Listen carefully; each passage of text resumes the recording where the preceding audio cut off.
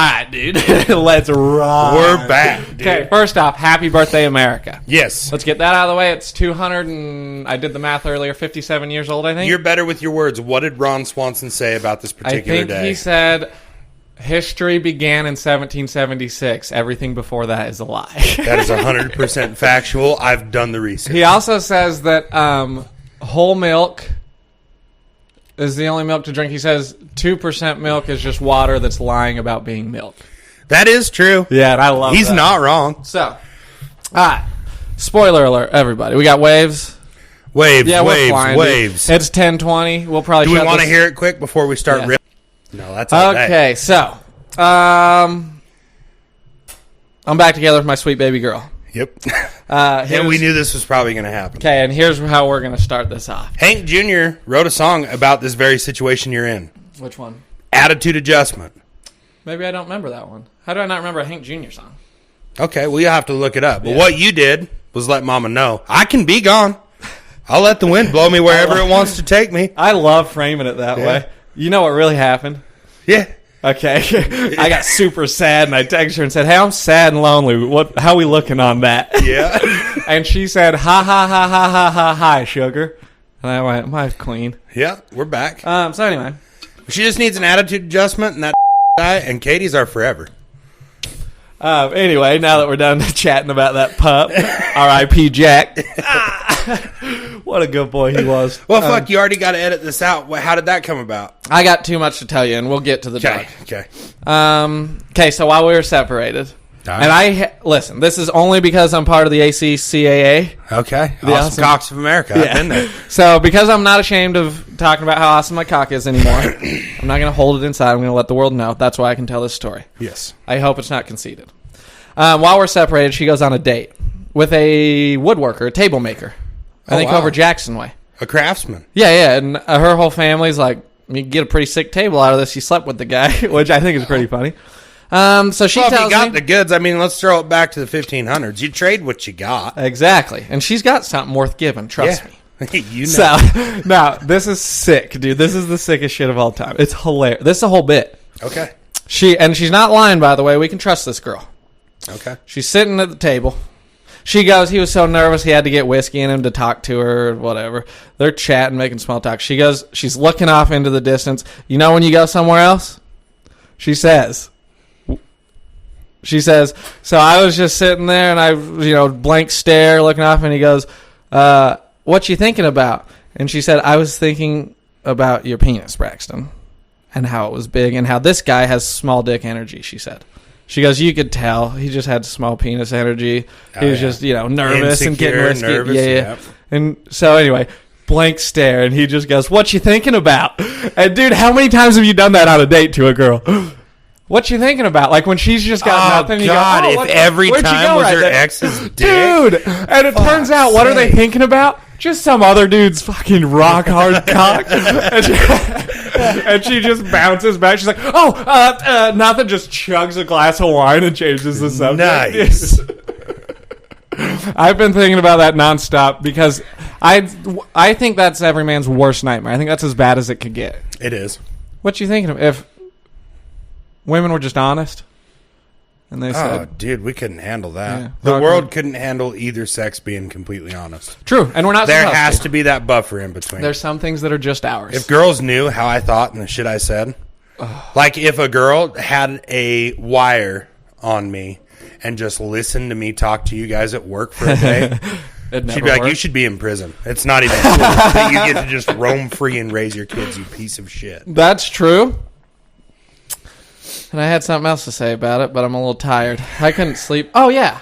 Dude, me either. I was up till fucking 3:30, Really? then woke up at fucking 7, stared at my phone for a second, barely dozed off, got your snap. I fucking slept, but I'm off alcohol right now. Detoxing? I had 2 beers yesterday and like a beer the day before that. Oh, good. But yeah, so detoxing because we drank. Well, yeah, it looked like it. Buddy. It looked fun as hell. Holy shit, was looked like you had a hoot. Can we circle around to it? Oh, yeah, keep going. The Lord's been speaking to me. Mm-hmm. I can tell you about yesterday, dude. Okay, I can tell you about this bracelet I'm wearing. Okay. It is made of Lapis Lazuli. an ancient stone. 3500 BC it dates back to. Back with Katie, huh? Yeah. You didn't go pick that out yourself, did you? Yeah, was that a bit of a gift item, you figure? Listen, did I sneak out of my camper at 1 o'clock in the morning in my cowboy boots and underwear because it was a full moon and I had to put my crystals in the full moon so that they could charge you up 2 nights ago? Yes, I did. Yes, I did. You know what I laughed so motherfucking hard about? When I said, go over there, get your get topped up. And, and you said, no, dog, that's tomorrow's business. I'm going to bed. 3 hours later in the middle of the night. Look, dude, anyone can be tricked into going over for sexual relations. I started talking to her at like 10:30 on the phone, like, yeah, we'll just chat a bit. I'm going to bed. I'll see her tomorrow, and we'll, get this relationship back on the ground. And then we just talked till like 4 in the morning, and I went, it's almost tomorrow. I'll come over. And then we stayed up. I pulled a 38-hour shift. Holy pussy. Yeah, dude, how do you do that? We went to Texas Roadhouse, both of us on no sleep. Like that night, we'd been up for 30 hours. And just like, it's like being on drugs. Everything's hazy. You're just like, what? Yeah, no but it was sick. shit. She went to Texas Roadhouse with me and loved it. And that's not her Nice. vibe, So anyway, my crystals are charged up. Lapis Lazuli. Check this shit out, dude. This Lapis Lazuli. Just hearing you say my crystals are charged up is too much. I know. I can't handle it. It's the best. I've been dying laughing at it for a week. And meanwhile, all these fucking cunts out there in Fremont County, sorry, shout out my dad, just doesn't even laugh when I say I'm out charging my crystals with the full moon. That's the funniest shit. I don't know how time. you couldn't laugh. It's hilarious. And it might actually work, but Jury's still out? No, it works. I got this. Katie goes, hey, pick one out for Braxton to her mom. And her mom's a naturopathic doctor. And her mom goes, I don't know that one. And Katie goes, what is it? And she goes, I don't know. We'll have to look it up. They look it up. It's Lapis Lazuli. I look it up in the big book of stones, it's called. Brother, this is eerie. Does Katie's mom have a large black pot that she puts her poison apples in to stir up before she makes you gifts? Oh, witch's brew? Get him a Lapis Lazuli. Braxton, don't forget stew Sunday night. It's just apples. You're the only one eating. I can't make it to family dinner anymore. Yeah, I wouldn't either. Why was it nuts? Why can't you go to family dinner? No, because I'll get poisoned. I'll get a witch's brew. Oh, for sure. Okay, check this out, dude. I look it up in the Book of Stones. And what is Lapis Lazuli other than the stone of royal virtues, kings and queens? It's all this king and queen bullshit, king virtues, king values. That'll make a guy want to believe in it, huh? Yeah, it was buried in King Tut's tomb with him. And it's like, what if I have a podcast and I titled it Kings in My Circle. Yeah, come on. Like, it's whoa.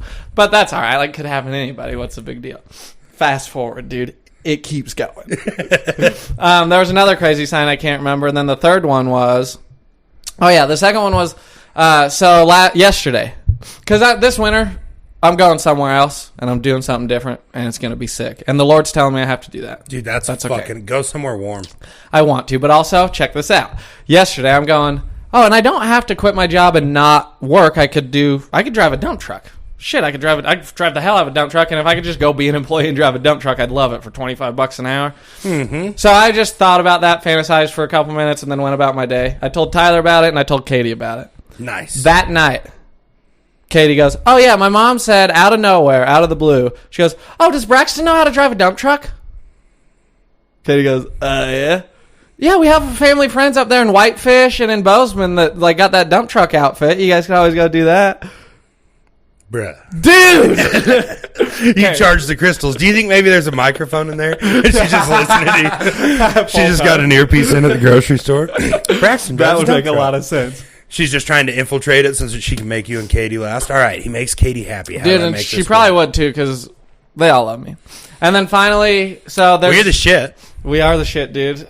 There's this book I read whenever I get sad, and every time I open it up, it tells me exactly what I need to hear. Mm-hmm. And then sometimes when I get real sad, I get mad at myself because I'm like, I know I could read that book. Is it the Bible? No, it's Liberated Mind, How to Pivot Towards What Matters by Stephen C. Hayes, inventor of acceptance and commitment therapy.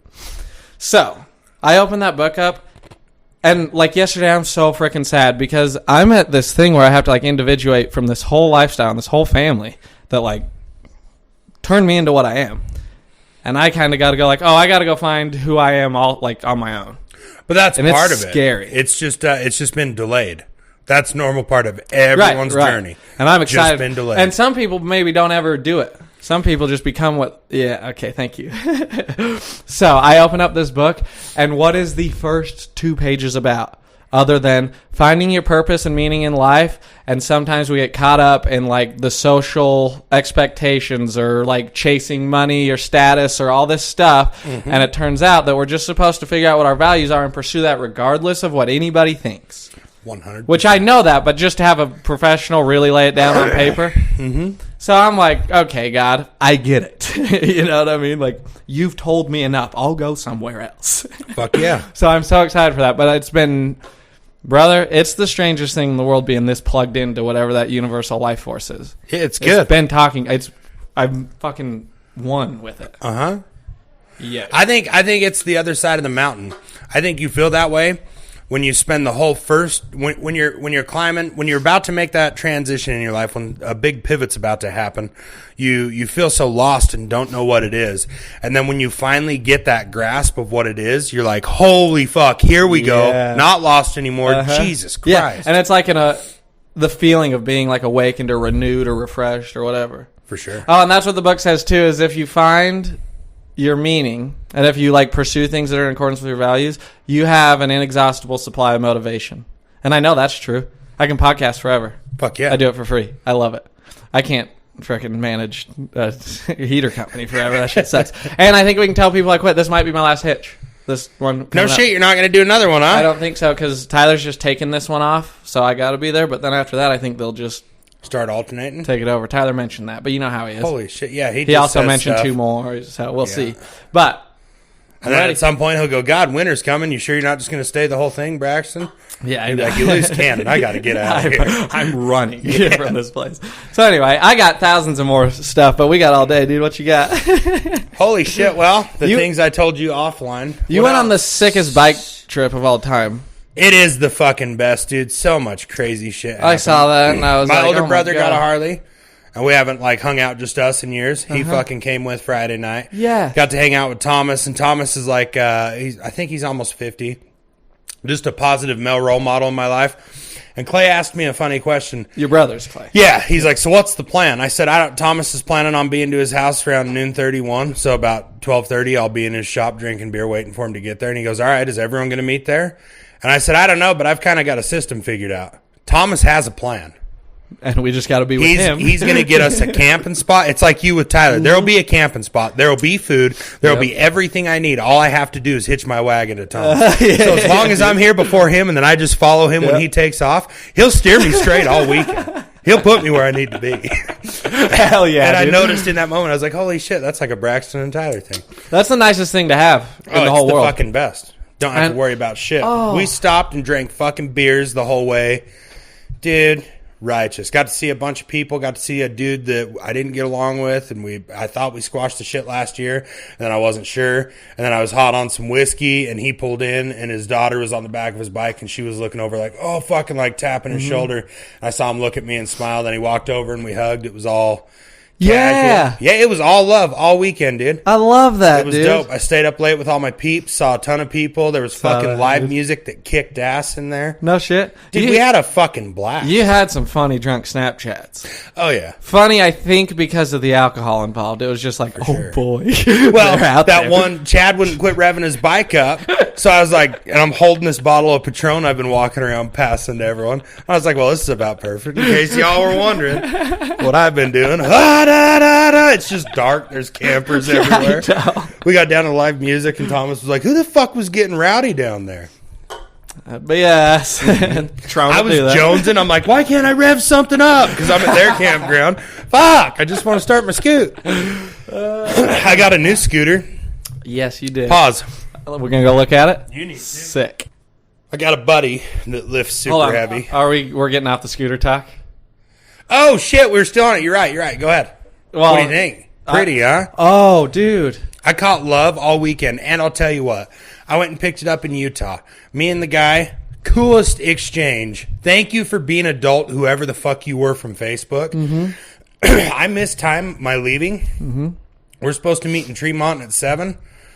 At 5:45, I realized I'm going to be there at 6:05. And I said, fuck. So I texted him. I said, hey, man, whenever you get there, I'll be there in a few minutes. And he said, oh, no shit, just about to pull in. If you're not late, if you're not early, you're late.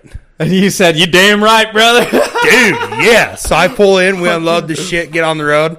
I burn 100 home on that red scoot. First thing in the morning, sun's coming up over the mountains. There's fucking dew all over the hillside, that stretch coming back from Tremont into southeast Idaho. Dude. And it's beautiful, beautiful. Pretty as fuck. And the sun's and it had coming to be up. Cool. Like, what was the temperature outside? Cold. I was wearing a hoodie and my biker vest, and it was barely warm. My fingers were just cold enough. I went, I could have brought gloves. And to have that in the middle of summer is the sickest. Dude, yeah. And the sun was to the back right side of me, so it wasn't even shining in my eyes, and it was just pretty fucking burning home. It was dope. That, what is that? I read that in a book last night. It's like the reason you tear up when you look at a sunset is because you get connected to something in the world that you like truly love and value. That ain't no shit, but then get connected to it at 100 miles an hour. Yeah, dude, on two wheels. Cholo painted fucking Harley, dude. on a bike you've never rode before that you just got from a stranger. And it's got the entire classic look. The fishtail pipes, the candy paint, the Cholo paint design. That paint's nuts. In the campground, dude, I caught so much love all fucking week. Everyone saw it. Is candy paint always red? Or it's just that shiny... I asked Thomas, that spent his entire life either welding or in body work, what candy paint is. And he said the candy is a coat of its own stuff that makes the paint pop through the candy. He said it's candy just isn't a color. Yes, candy is an application that you put on paint that makes it look different. No shit. That's way cool. Yeah. Fuck, I just had a good thought. And I think he said candy makes it look like glass. Oh, okay. Has that like... Yeah. I think that's how he explained sort it. Sort of refractory thing about it. Yeah. Miss Pat, you remember Miss Pat from the comedy? She does comedy? Yep. She... I'm beating these fuck kids' ass around here. Oh, they've shot my titty out or whatever. But she, in a joke, was saying about how she had this $300 Cadillac from a junkyard that she spent like $10,000 on putting 1,001 gold flake paint job on it when she was selling crack in the hood. Nice. So funny. Oh, dude. Katie showed me some comedy that was funny. And not only that, lady, female comic. Obviously, she's a black... Excuse me for having a hard time understanding I know, that's real. But obviously she's a black girl, so it doesn't count because black people rule. But Jackie Fabulous is her name, and I'm going to show you a bit sometime today because that shit is hilarious. You know who I've been on that I don't mind? Christina Pazinski. No, really? I don't mind her comedy. I tried the beginning of a special once, and when I don't like it. But I never there's the one in all pink, and then there was the one that she did most recent. And there is some dumb skits like her generation, like they had to put on a commercial. Where are your kids at when the sun's going? There's some gay bits, but she's got some fucking fun ones too. Yeah. Okay, I love that. Yeah, it's not. You're not going to laugh at the whole thing, but there's a couple gems through it. There's some haymakers. And you can hear Bobby Lee and who's their podcast guy at your mom's house? Oh, Josh Wolf. No. I think I know, like their producer. Are you talking? You're not talking Tommy Segura. No, the fucking dude that Tom's always talking to that laughs in the background. Yeah, I don't know because I don't listen to that podcast anymore. Haven't for years. But their producer, whoever it is. Yeah. Anyways, him and Bobby Lee are in the crowd, and you can hear them laugh all the time. Oh, really? Like it's on the podcast. I love that. It's fucking hilarious. Here's something else, if I may. Mm-hmm. I jumped out of a fucking airplane, bro. Holy shit, I forgot about that, dude. Fucking nuts. Cut straight into it. And, spoiler alert, did it blunted. Dude, that's fucking awesome. Isn't that the coolest shit ever? That's intense, huh? Did Mason say what he was going to say, what he said he was going to say to the instructor when he jumped out? Which is? I think he was going to say, you better not get hard, fucker, right before they went. No, I don't. Dude, you're up there shitting your fucking pants. Oh, I'll fucking bet. Can I walk you through it? I've heard nothing of it. Oh, can I walk you through it? Yes. Oh, can you? Yes, fuck yeah. So, for us 4 dogs, shout out McCoy. He's a friend of the pod. He listens. Shout out West Dog. I think he listens. West Dog, do you listen? Text me. I love you. Me, Weston, Mason, McCoy. Head on up Bozeman Way. I'm just going to tell the whole story because now I can be honest about too. Because we were in Montana and it was legal and I'm quitting my job. So, we're headed there. and it's in Three Forks is where the airport is that we jump out. And we pull over, like, at the last place we can find. It's a boat launch so that we can get blunted before we hit the tarmac. Okay. And then so we pull over, and I look at my phone, and I go, oh, we're 12 minutes from the fucking airplane, but fuck it. So we have fun. We head over to the airport. We pull up. They sit you down, and they talk to you for like a minute and a half and tell you what to do, and then that's pretty much it. Get in the fucking plane. They go, we're going to hop in. We'll strap you to us. You're going to put your legs out. Once we get up there, we'll open the door. You'll freak out, and then we're going to front flip out of the plane. All right. Sounds good. So they get you all suited up, and we hop in. And you're in a little Cessna. There's the pilot, and then you're just strapped to a dude. Like, Mason's in the back of the plane, just sitting on the floor like we're cargo. And then I'm next to the door, just snuggled up with a middle-aged man. And it's about a 15-minute ride to 14,000 feet.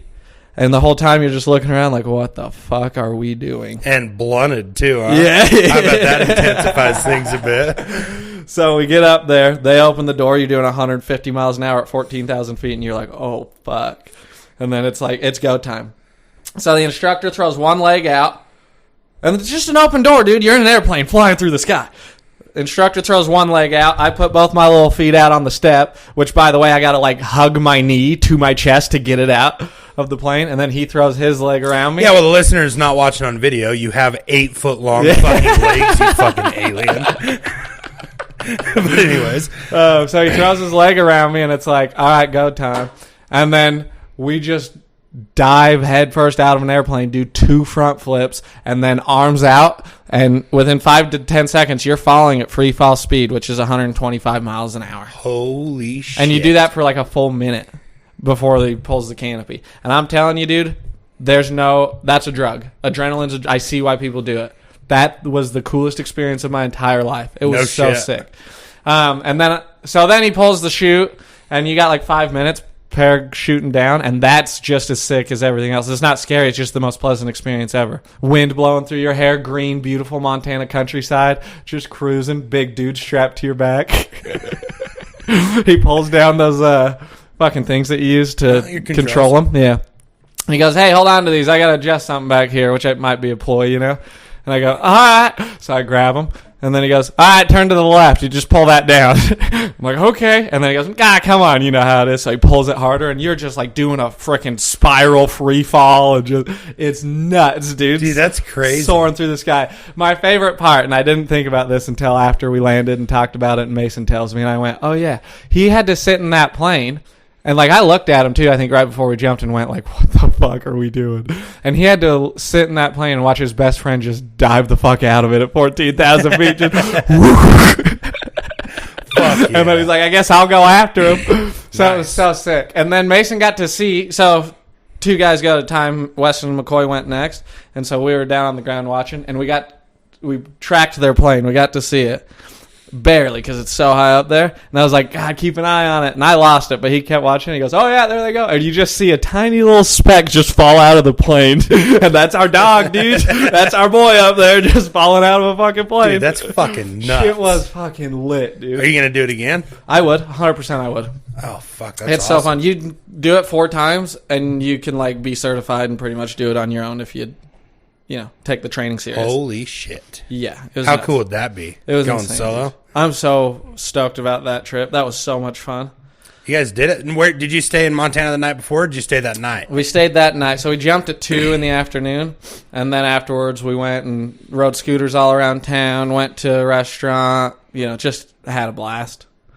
I crashed hard on the on the electric scooter. Did you really? Dude, I came in thinking I could whip a skiddy, and I could not. And I locked up the back tire, go sideways, and then it just pops off the ground, and I'm holding on to the handlebars a little too long and do a Superman. And then I went, oh, shit. Turns out I still know how to fall, dude. I'm still young. Still got it? I just let go, tucked and rolled, tiny bit of road rash. It ain't nothing, dude. I'm an athlete. Dude, that's so fucking sick. Yeah, shit was fucking legit, dude. It was so much fun. That is fucking so that's something cool I did. What else you got? I got a lot. Oh, here's something from a long time ago, which I don't even... This is just fun because we talk about psychological shit a lot. Mm-hmm. Also, I hope everybody doesn't hate this podcast because I got a fucking list of shit to talk about. Dude, no one's going to hate it. It's been fire It's going to be the best time. What are we podcast at, we've like ever 20 had. minutes? 25? 22? Holy shit, yeah, dude, and you're cruising. I wrote down, is Yancey getting retail therapy? That's what I wrote down in my notes to What's talk retail about. therapy? That's the idea, buying shit when you're sad to make yourself feel better. I try not to. I was just wondering because of the bike. If I'm sad, I try to... No, the bike was kind of... It was more or less like... when I'm in a relationship, I know I talk like I'm fucking big dick. I run the show. Don't ever need anybody. If I'm in a relationship and mama says, we don't need a second bike, that's a dumb purchase, wouldn't do it. All right. How often do I just get to have fucking two badass You're making baggers hay in while my the sun garage? shines. Come on with it, Yeah. you know? That'll be over soon enough. I'll be old and retired one day, and I probably won't even have a Harley. I'll be like, that's hard to ride anymore. Yep. All right, good point. So that's I just figured. having fun. But yeah, on my I end, wrote that everything down. for me lately, dude, has been fucking psychological. Just, I've been in probably the healthiest place I've been in a long time. Really? I used to crave a woman and her presence so much to feel comfortable and feel at home. Now I have some of the hottest bitches hit me up that ever have, and as soon as they give me a little bit of bullshit that makes me feel like they're high maintenance, I'm like, no, fuck that. Been there. I'd just as soon be single. Let me ask you this. Here's a good question. This is from the book I read last night. What, as it relates to like relationships or your dating life, or maybe when you see other relationships, you know, in action, like what about it makes you, is there anything that makes you sad? And the reason I ask is because the book says that figure out what makes you sad, and that's where your values are. So it doesn't make me sad. sad. It makes me, I long for it for sure. But my biggest thing is I have had just the smattering of almost every type of relationship you could have. Having the old lady that's just boring as fuck and just happy to be yours, and she'd stay there for the rest of your fucking life. We've had a couple of them. I've had the toxic screaming each other's face for 3 hours drunk, We've had a but couple then of in the them. morning couldn't imagine leaving each other because we wouldn't know how to function. Like, I've done all the fucking things, and for me, if it doesn't bring an insane amount of peace to my life, I have no fucking interest in it. Like, it's going to have to take a woman that fits so perfect with me, and I'm not looking for someone to conform to me, someone that's just living the same way I am. That's what we're looking for. If that doesn't happen, I don't fucking need it. I think I said that to Sweet. Can I stop bleeping her name, I wonder? You'd hope so. Has she grown up at all? Dude, she's unrecognizable. Okay, then you can probably say her name like a big kid. Okay. Okay. And if you don't know, text her after this and say, do you still want me to bleep? I was telling... Oh, yeah. I think that's what I told her, because that's what I've been on for a long time, which is, I tried to change somebody and make it work, and I tried to put square pegs in round holes, and I'm not going to do that anymore. And it's like, so you can just be however you want. And then when how you're being doesn't line up with something that'll work with me, that I'll just leave. Or I'll tell you and see if it's something we can work through. But it's like, I'm not arguing or fighting or struggling through trying to change you into anything. Yeah, not doing it. Yeah, and it's so sick and it's so freeing. And I think she feels similarly. It is so freeing. That's a good way to put it. It really is. Yeah, the chains are... Because the more you try to control shit you shouldn't be controlling, the more you are controlled. When I laid down last night, I think I went and laid in bed at like 10:45. So Wade and Gunnar had already been to bed for an hour and a half. I laid in bed. Wade's just crashed, arms wide open, snoring. I stare at my phone for a second. And I set my phone down and I'm listening to his fucking blippy, stupid fucking cartoon fucking shit he's got on the TV. And in my infinite wisdom, I put a fucking movie theater screen in my fucking bedroom. So there's no getting around what he's watching. It's right next to the bed. And I just sat there and looked for a second. I was like, man, this is plenty. I'm not hurting for anything more than this. Yep, we made So it. if something that amplifies all the good parts of what I want in life shows up, Exactly. great. But I'm also on the verge of, I want to, in the spirit of dreaming, I think I want to go pipelining. Really? I think it's attainable. Yeah, I've done a fuckload of stick welding. I don't think it'd be hard for me to get certified truck, camper. Yeah. How cool would that fucking be? That'd be dude? nuts. And don't you make an insane amount of money? Do you make like more than you make now? Yeah, but the shit, way more than you Twice you as make. much? Probably, right about that, depending on how invested you are. I shouldn't have said that. I should have just I asked you don't to know. tell me how much a pipeline welder makes. Because now whatever you say is... It is what it is. Yeah, you ain't bad. Okay. But it's just how invested you are. And this is the last time I had a friend that was working on the pipeline. This was 5 years ago. Things could be different. But basically, you ended up on a wheel. And so at the end of a job, they ask everyone, and it might be a 4-month, 6-month job. They ask everyone who's going to the next one, who's dragging up. Everyone that's on the job gets first chance. They're heading straight to the next job. But if you've been out for 6 or 8 months and you're ready to take a couple months off, you go up on the wheel, and it takes, I think on average then it was taking around 4 months before your name came back up and they called and said, oh, really? Got a spot. So you go make a shit pot of money, and then you bring your camper home to an RV lot and fucking. That's my style of work. Also, Katie was saying that it was so cool.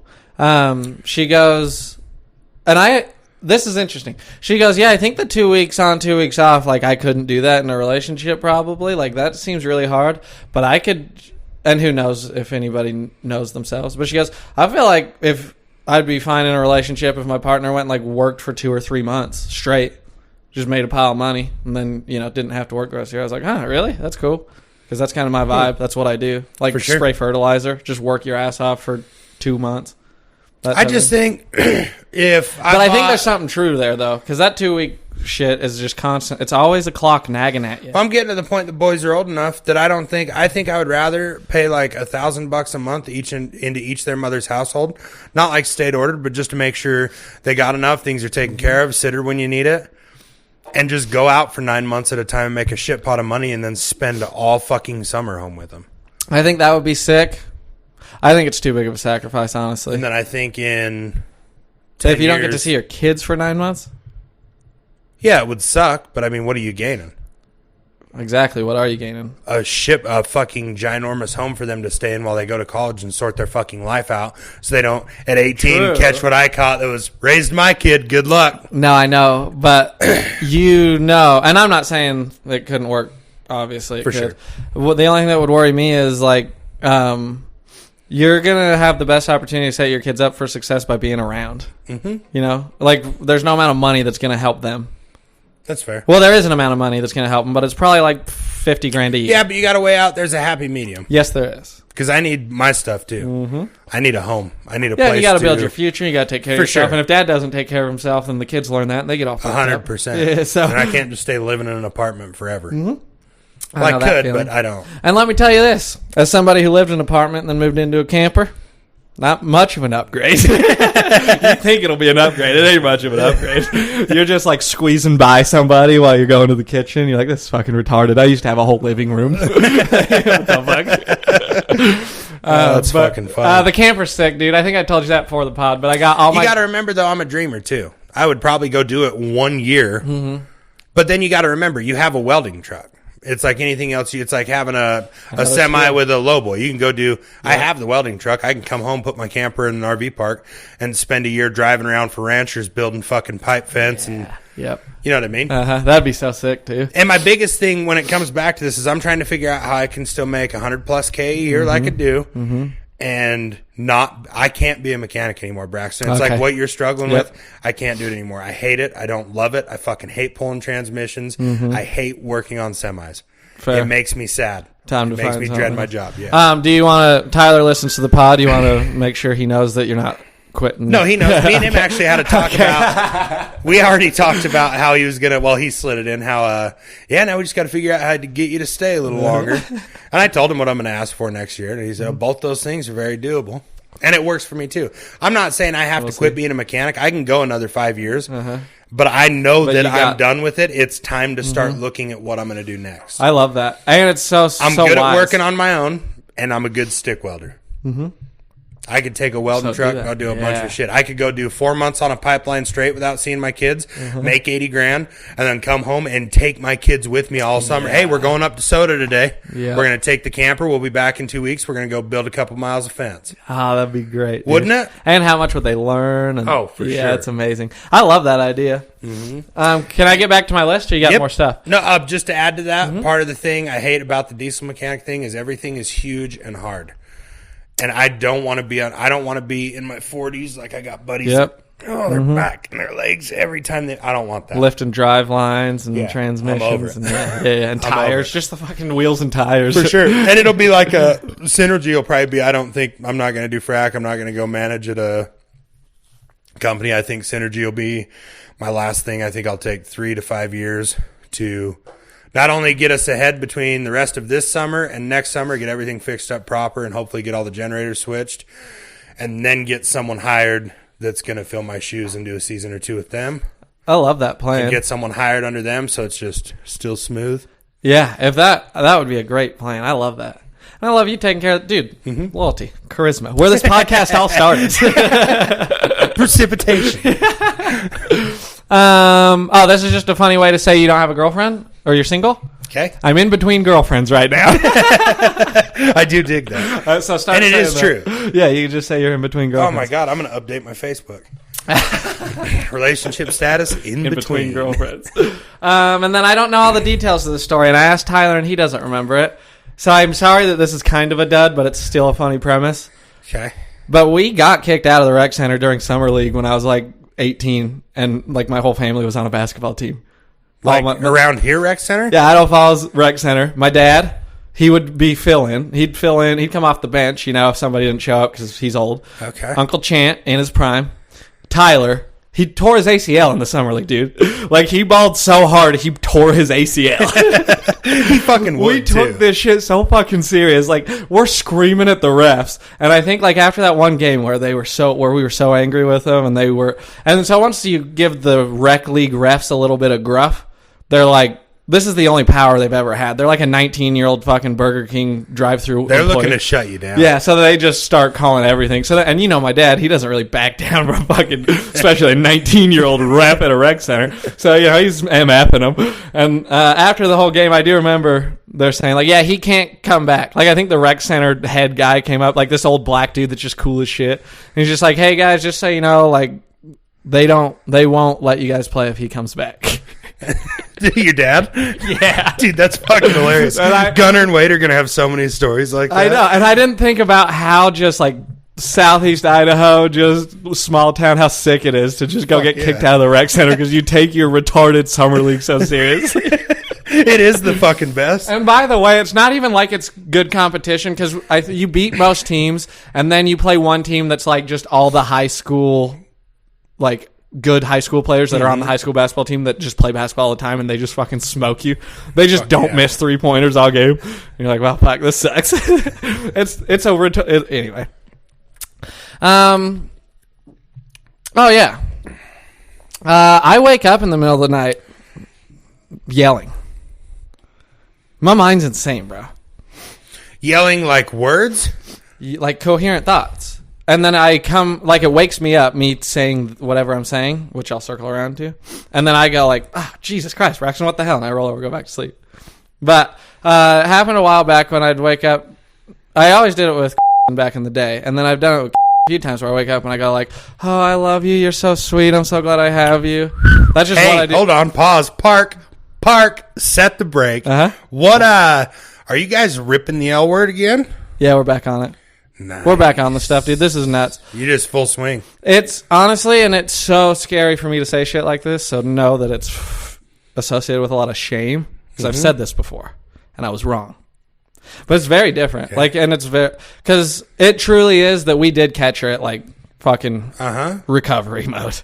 I could say just completely not spending any time around you two together at all and having an opinion about something, which probably means nothing, is I truly think the little bit of time you guys spent apart would probably be a good minute for her to be like, are you fucking serious, you dumb bitch? It was perfect. What? And you're just going to sit here and be sad? You fucking idiot. Yeah. Because I've done that to myself before. I've pushed good things away because I'm just so sad.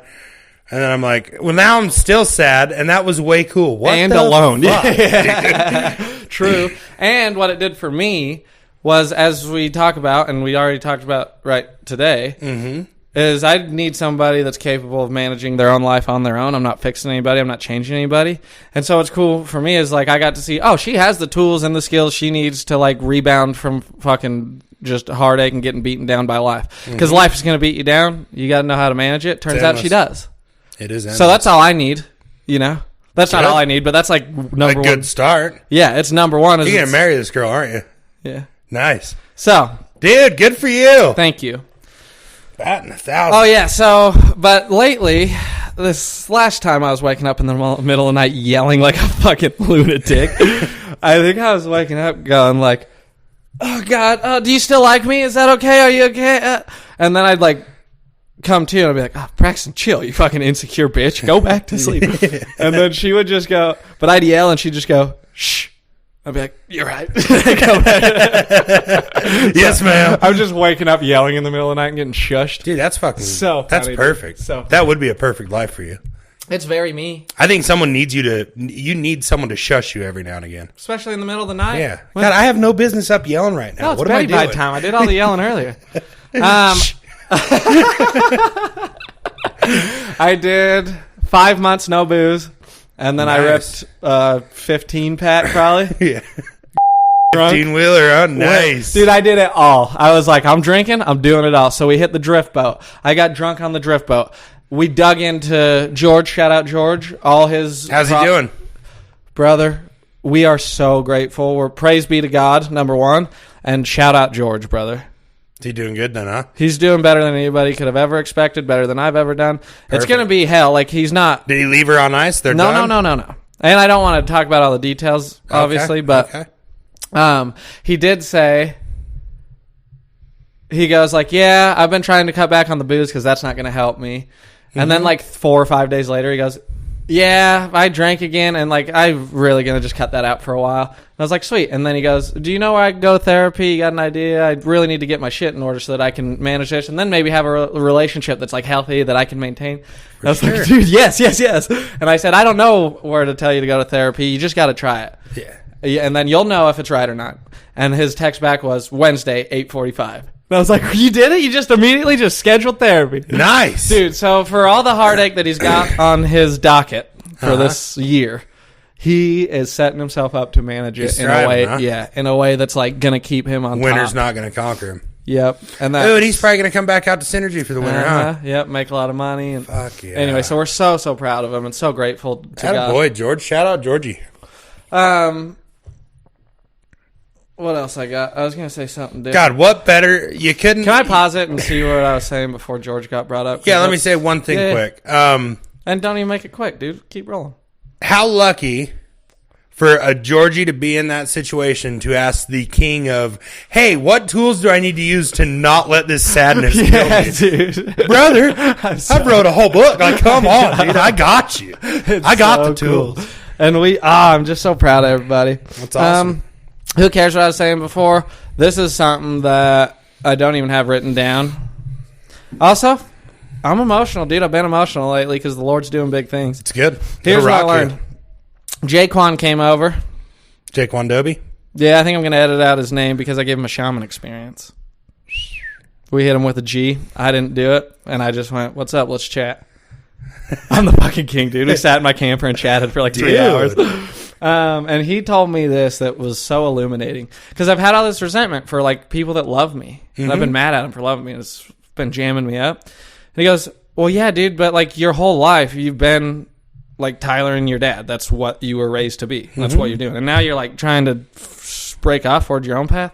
So like it's tough, and they're gonna want to hang on. It's gonna be tough for everybody." And I was like, "Oh yeah, that's probably why I'm mad at them." Yeah, isn't because and so it's okay. Like, and then that just knowing that made me chill.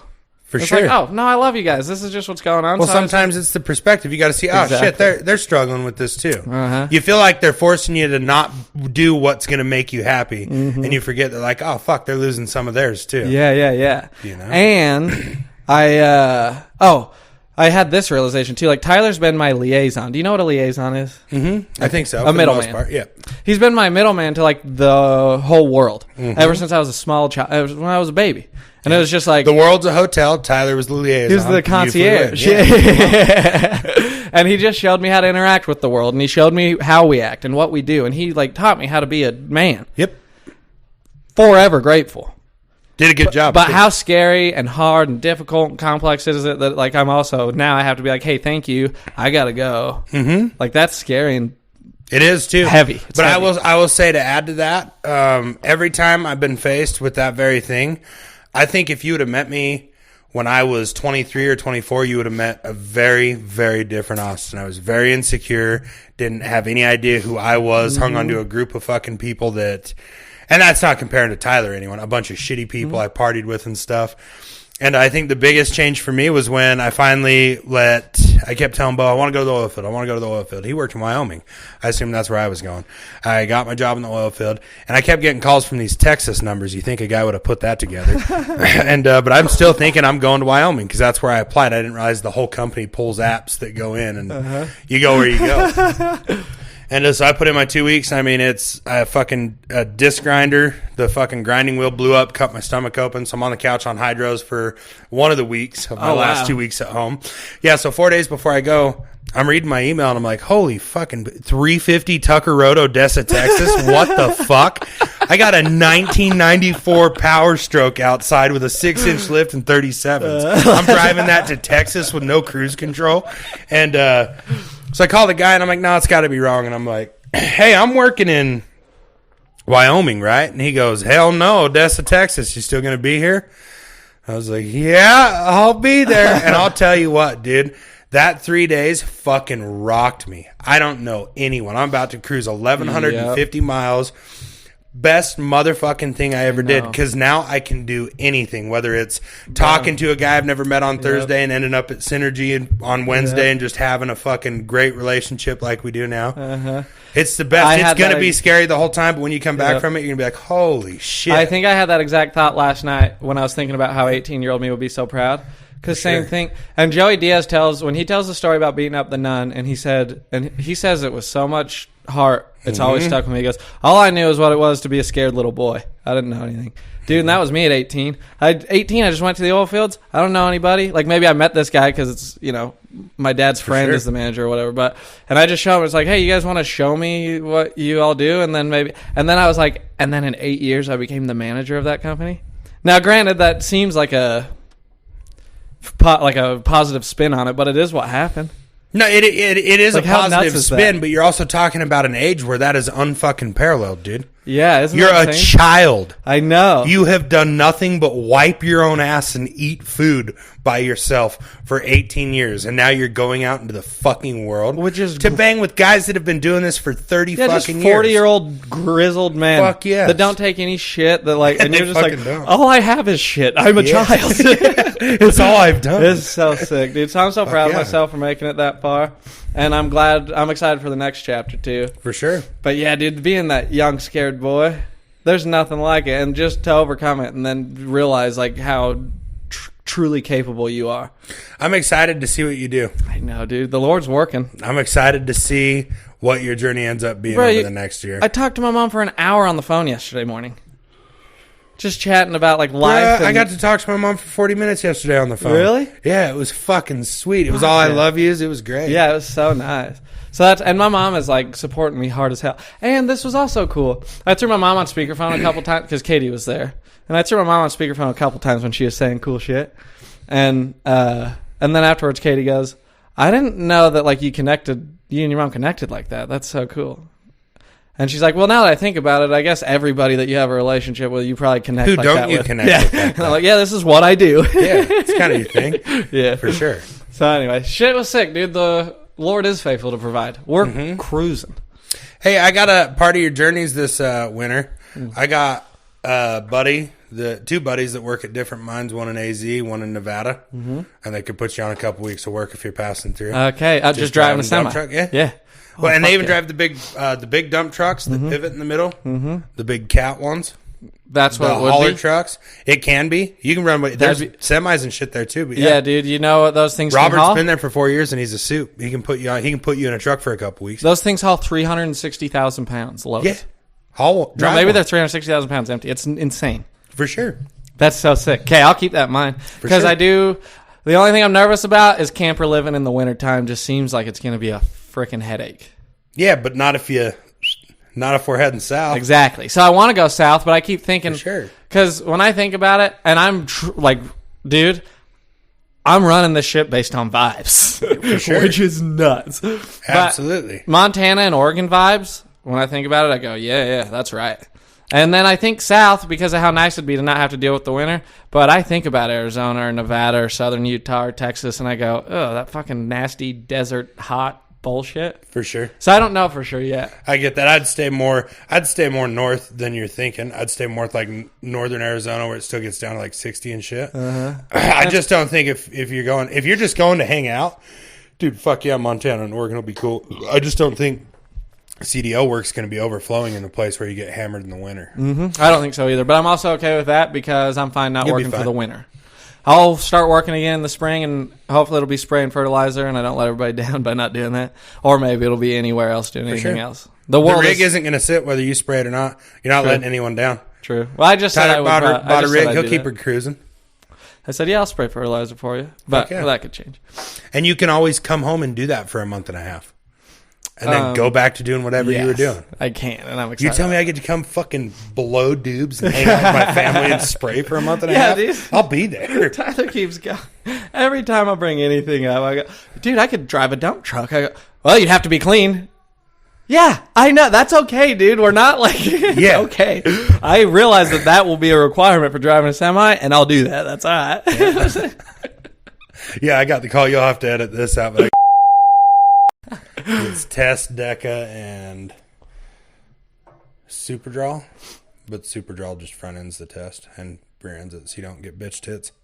What are you doing? Huh? Are you doing... It's not like you're thinking, no. You doing a cleanse? Mm-mm. It's called a cut stack. Do you know how steroids work? Yep. No, kind of. I've heard about this, but I don't know what it is. So you stack... You're always going to be taking test.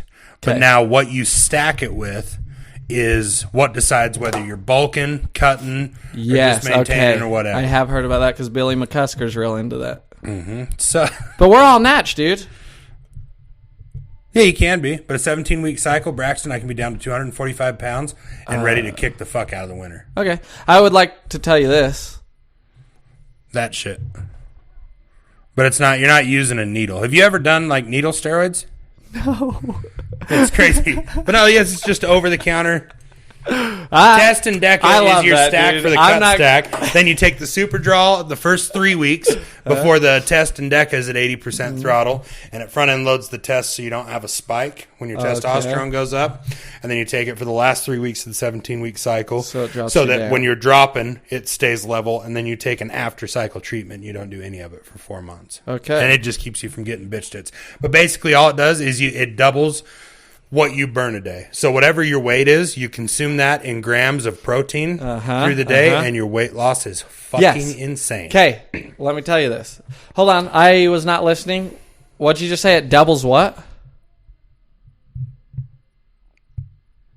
Because here's what my point is, just so you know, if you do a 17-week cycle of like rigid diet and exercise that's just healthy, you'll achieve the same results. No, not the same. About 50% of it. I say nay. Okay, well, I mean, the proof's in the pudding. The proof's not in the pudding. I used to do steroids in college. I know what I'm talking about. The shit works? Yeah. Yeah, I'm not just talking shit. And it's not... The steroids I used to do was actual a fucking vial of testosterone, pull you fucking... Whoa. But that shit... So instead of like this... is a pill a day of a small amount, and it's all over the counter shit, as opposed to when you're doing the needle, you do a 250 of test. Yeah. And then you just have acne, to start skin gets shitty. Yeah. Oh, yeah, that's right. I forgot about the acne part of it, too, huh? Yeah. And it's going to be 17 weeks clean anyways, and it's going to be what you're talking about. This is just like you're taking your fucking whey, creatine, whatever. It's not. This isn't what bodybuilders are using to get stacked. I'll have to look into it. I don't trust all that shit, brother, because that supplement... Is it insane? Of all the productive things I could do in my life, I spent 5.5 hours on the internet yesterday. Researching that? I'm glad you came with the research, because all I have is peripheral understanding about how the world Not works. only that, I called my buddy that does the same stack. I have the diet, what I'm supposed to take with it on top of it. Yes. The liver support, the all of it. I love that. I know guys that were taking liquid Deca, and they were like getting fucked up. Like their testosterone was insane.